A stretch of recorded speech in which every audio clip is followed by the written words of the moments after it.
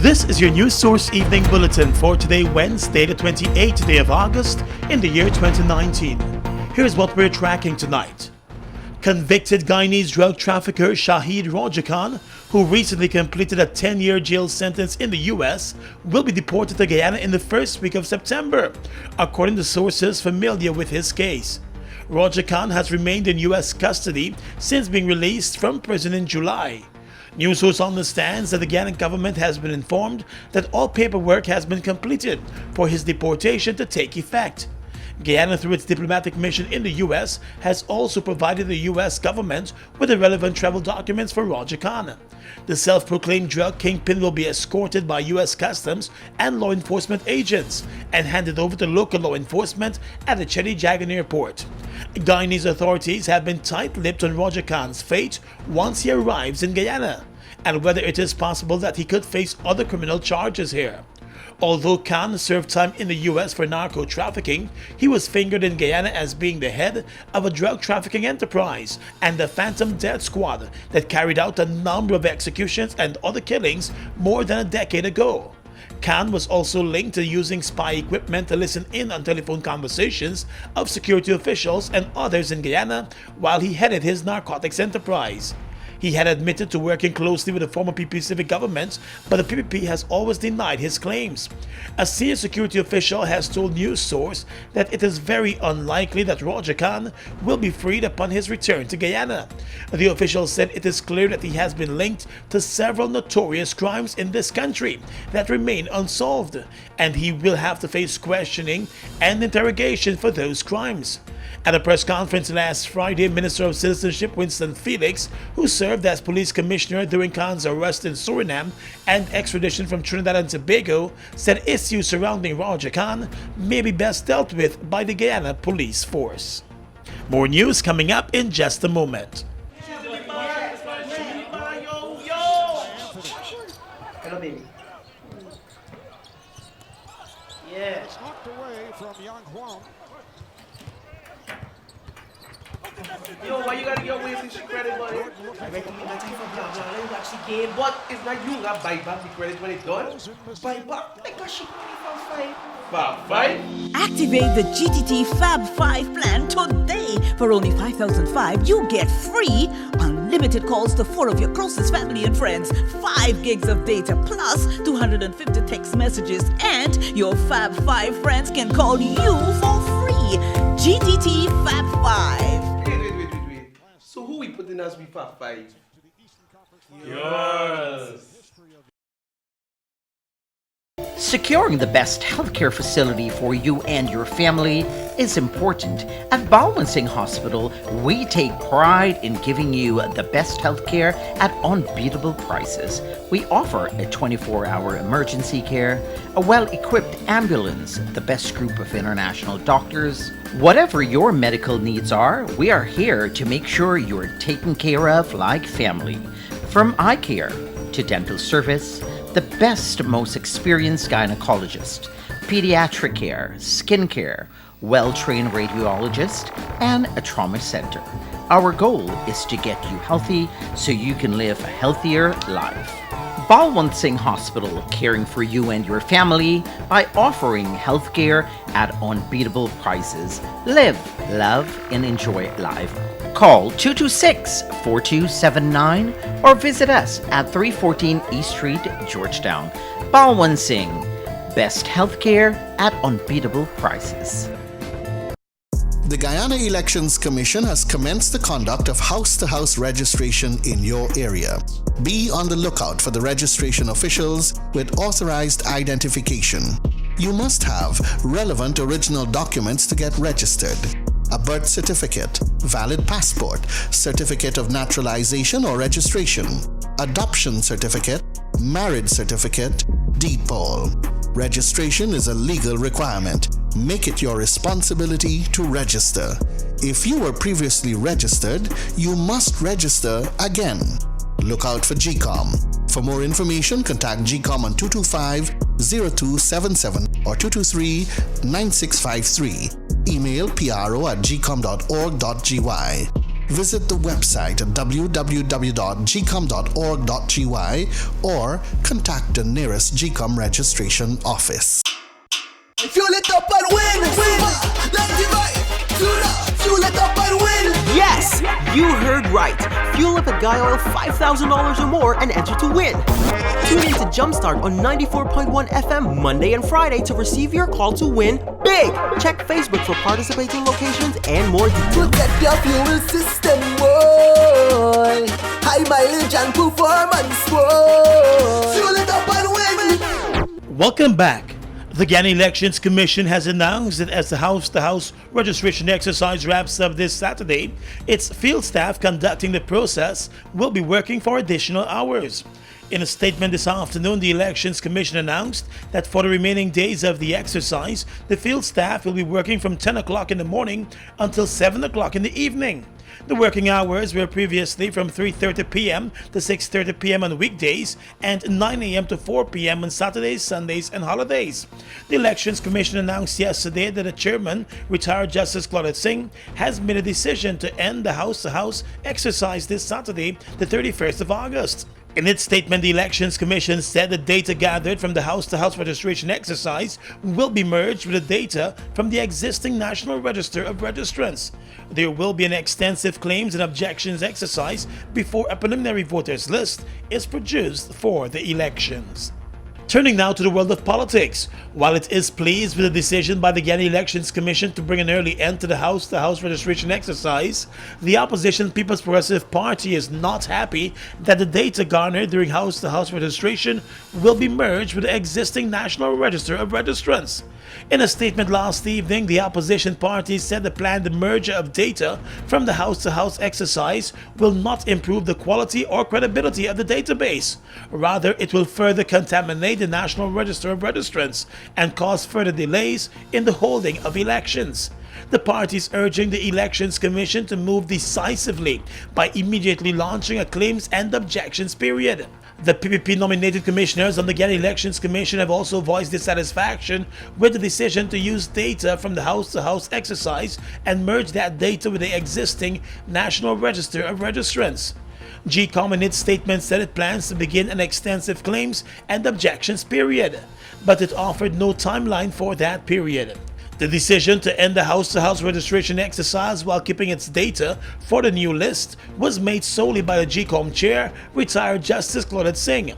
Meanwhile, the governing APNU-AFC coalition has welcomed the decision of the Guyana Elections Commission and has indicated that it will respect and abide by that decision. On the police blotter, the Guyana Police Force has issued a wanted bulletin for this man, Haslington resident 37-year-old Clive Frederick Wilson. He's accused of stabbing his ex-wife to death. The woman, Shemaine Frank, was stabbed to death on Sunday morning while asleep in her own home. It is alleged that Wilson gained access to the house by removing window panes and he attacked the woman, stabbing her repeatedly to the body while she was asleep. One of the couple's young children witnessed the murder. The assailant made his escape and has not been seen since. The Guyana Police Force is asking anyone with information that may lead to his arrest to contact the nearest police station or call 911 or telephone numbers 226-6978 or 225-8196. In the wake of the ongoing problem of domestic violence in Guyana and the recent murders of two women at the hands of their husbands, First Lady Sandra Granger has found herself once again adding her voice to the concern of violence against women in the country. In an interview released by the Ministry of the Presidency, the First Lady said the problem is more than a social one, but women must not accept any form of abuse. We also have to train our girls and our women that they're not there to be the pounding boards of whoever they're going with at the time. They do not have to accept the abuse. It is not their role in life to be beaten or disrespected in any way. So I think it's a lot of how we deal with the social issue. Mrs. Granger noted that there are cases where women are the abusers, and although those cases are far less than women being the victims, there is no room for that sort of violence in the society. The First Lady said men and women have to start examining how they see each other. But I think we have to look at this. How do we perceive each other? And it goes back to the kind of training and socialization that our children get from the inception. And you may know I've always been an advocate of HFLE from nursery, because that is when young people learn to understand who and what they are, and why they are different, and why they are like other people. And there have been many cases in Guyana where charges are filed against the perpetrators of domestic violence, and the court finds itself being forced to dismiss those charges when the victims refuse to offer evidence against the accused. First Lady Sandra Granger said the laws must be re-examined to deal with that problem. But my view has always been, if a case is reported, regardless of what comes after, regardless of whatever compensation the perpetrator or his family might pay to the victim and her family, the case must be prosecuted to the fullest extent of the law. And people have to understand that this is a serious crime. Through the Social Protection Ministry, there have been efforts to work along with the police on how best to deal with domestic violence cases. A number of women have lost their lives to domestic abuse in Guyana over the years. Turning now to the mining sector, Guyana Goldfields has indicated that its move to begin underground exploration for gold at its Aurora mine site has turned out to be a success. Earlier this year, the company received clearance from the Environmental Protection Agency and other related agencies to begin the underground exploration. According to the company's Senior Vice President for Strategy and Corporate Affairs, Perry Holloway, the company has received permission to conduct up to 2,500 meters of underground exploration, plus test mining for 300,000 tons of ore. We've gone down a couple of hundred meters, I think 300 or 400 meters, a little over 400 meters right now. Everything so far is looking great. In other words, the rocks are cool. Some people thought they'd be hot. There's very little water. Some people thought there'd be a lot of water since we're close to the Cooney River. None of that is true. The conditions are coming out better. We are now going to very soon begin to do drilling, a little side drilling to determine where the gold is, how much gold there is, to see if it matches up to our model, because our latest model for how much gold is here and where it's at has shown that there's much more underground than we thought and a little less in the pit.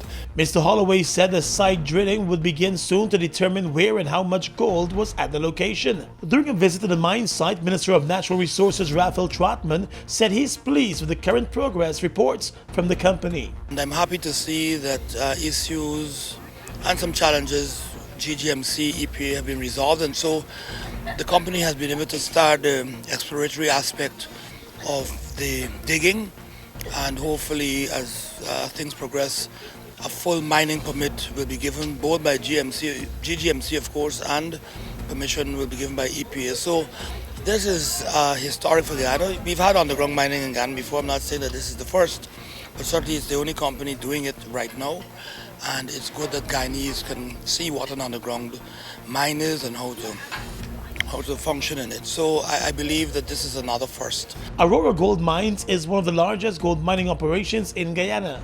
The company has said that the underground operations are aimed at extracting more than 2 million ounces of gold. Stop the music! It burns inside.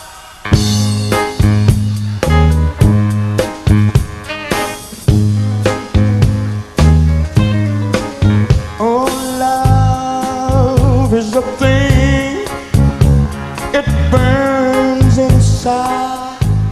Guyanese music legend Johnny Braff passed away early this morning at the PAM's geriatric home in Brigham, where he called his home for the past several months. Braff, who was known for the hit song It Burns Inside, celebrated his 82nd birthday in July and was feted by the Ministry of Social Protection at a special concert held in his honor.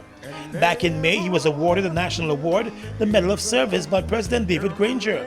Braff shot to fame in the late 1960s and 1970s when he opened local shows for American artists, on many occasions outshining the main acts. He recorded several hit songs locally and had them reproduced in the US and Curacao, where they became even more popular. It Burns Inside, which begins with the catchphrase, "Stop the music," was Braff's most popular song as he sang about holding on to love and never letting it go. In the twilight of his life, Braff, who once boasted to Kaitro News that he had fathered more than 20 children, found himself living in the night shelter for the homeless in Georgetown.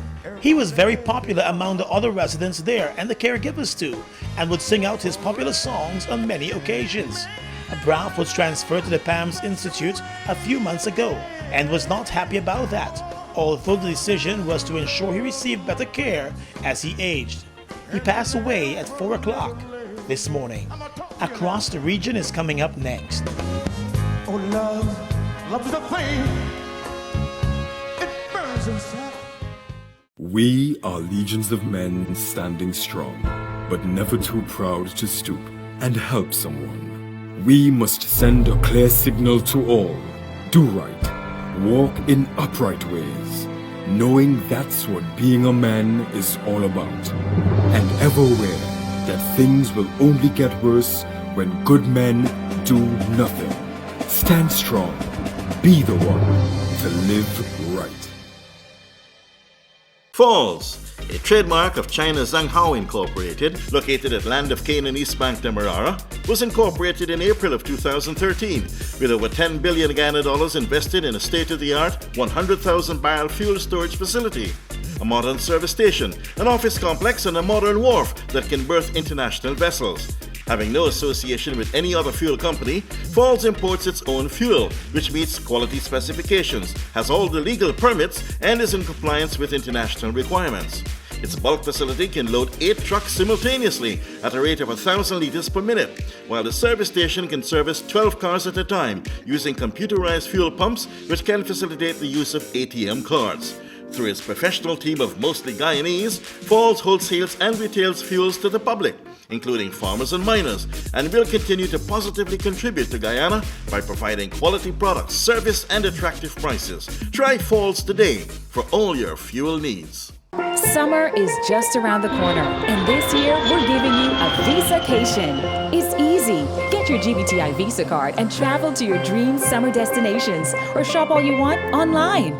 With Visacation, you get to win prizes when you use your GBTI Visa card between June 1st and August 31st. Don't have a Visa card? Visit your nearest GBTI branch or go to www.gbtibank.com. GBTI, we see Guyana through your eyes.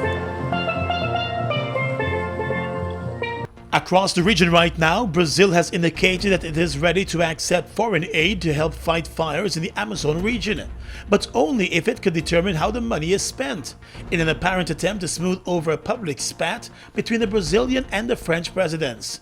The BBC reports that the comments by presidential spokesman Rodrigo Barros came after governors of the states in the Brazilian Amazon region told President Jair Bolsonaro that they needed the money to help fight the record wildfires in the world's largest tropical rainforest.